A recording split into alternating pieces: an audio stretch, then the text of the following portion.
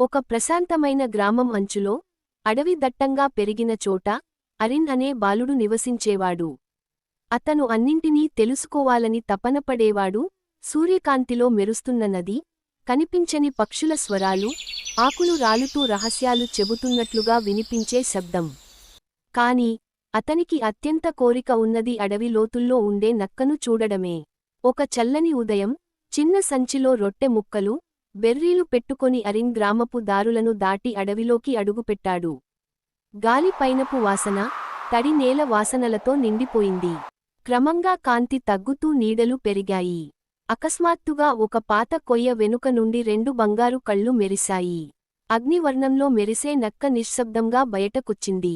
అరిన్ కదలకుండా నిలబడ్డాడు. గుండె గట్టిగా కొట్టుకుంది. నక్క తలను వంచి ఆసక్తిగా చూసింది. అరిన్ నెమ్మదిగా రొట్టె ముక్కను ముందుకు చాచాడు. నక్క దగ్గరికి వచ్చి వాసన చూసి, నెమ్మదిగా ముక్కను పట్టుకుని వెనక్కి పరిగెత్తింది.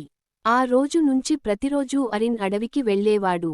ప్రతిసారీ నక్క అతని దగ్గరికి మరింత చేరువైంది. మొదట చెట్ల మధ్య నుంచి మాత్రమే చూసింది. తరువాత కొద్దిదూరం దూరంలో కూర్చొని తినేది. వారాలు గడిచాక, ఒకరోజు నక్క అతనికి తన వెన్నపై చేయి పెట్టడానికి అనుమతించింది. బాలుడు మరియు నక్క స్నేహితులయ్యారు. కాని అడవితో స్నేహం ఎల్లప్పుడూ పరీక్షిస్తుంది. ఒక సాయంత్రం, నల్ల మేఘాలు కమ్ముకున్నాయి. గాలి గట్టిగా వీచింది. మెరుపులు ఆకాశాన్ని చీల్చాయి. వర్షం భూమిని మోది కొట్టింది. అరిన్ దారితప్పి చెట్ల మధ్య తికమకపడ్డాడు. భయం అతన్ని పట్టేసింది. అప్పుడు ఒక పరిచయమైన అరుపు వినిపించింది, నక్క. అది తడిసి వణికినా, కళ్లలో ధైర్యం మెరుస్తోంది. ముందుకు పరుగెత్తింది. అరిన్ దాని మీద నమ్మకంతో వెంటపడ్డాడు. నక్క పొదలగుండా, వాగులను దాటి తీసుకువెళ్ళింది. చివరికి, గ్రామ దీపాల కాంతి కనిపించింది. అరిన్ తిరిగి నక్కకు కృతజ్ఞతలు చెప్పబోతే, అది అడవి అంచులో నిలబడి ఉంది. దాని చూపులో ఏదో పాత రహస్యం, వీడ్కోలు ఉన్నట్లనిపించింది. చివరగా తోక ఊపి, నక్క చీకటిలో కనుమరుగైంది.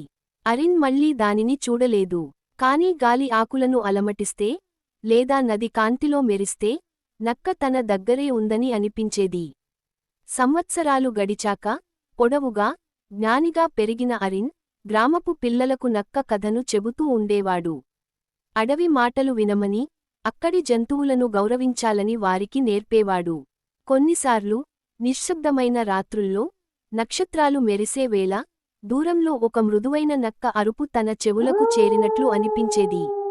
బాలుడు మరియు నక్క కొద్దికాలం మాత్రమే కలిశారు, కాని వారి స్నేహం జ్ఞాపకాల్లో శాశ్వతమైంది, అడవిలాగే, స్వేచ్ఛగా, నిత్యంగా.